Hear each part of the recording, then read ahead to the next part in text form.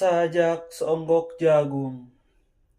Seonggok jagung di kamar dan seorang pemuda yang kurang sekolahan memandang jagung itu.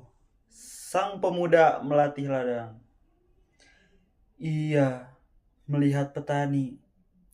Ia melihat panen. Dan suatu hari subuh, para wanita dengan gendongan pergi ke pasar. Dan ia juga melihat suatu pagi hari di dekat sumur, gadis-gadis bercanda.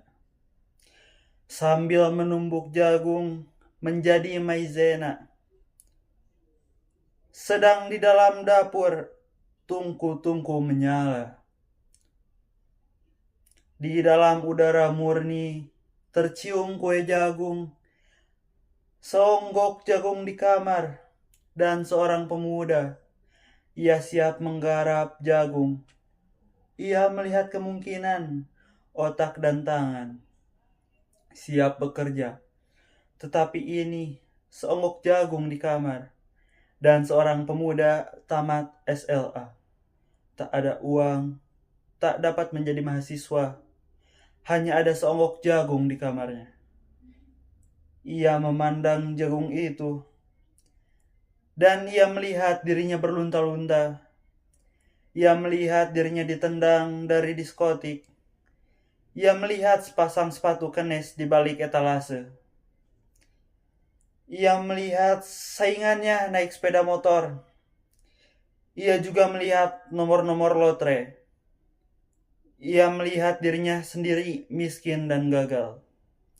Seonggok jagung di kamar tidak menyangkut pada akal. Tidak akan menolongnya. Seonggok jagung di kamar tak akan menolong seorang pemuda yang pandangan hidupnya berasal dari buku dan tidak dari kehidupan, yang tidak terlatih dalam metode dan hanya penuh hafalan kesimpulan,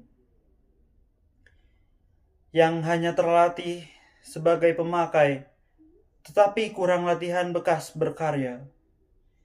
Pendidikan telah memisahkan dari kehidupan. Aku bertanya, apakah gunanya pendidikan bila hanya akan membuat seseorang menjadi asing di tengah kenyataan persoalannya? Apakah gunanya pendidikan bila hanya mendorong seseorang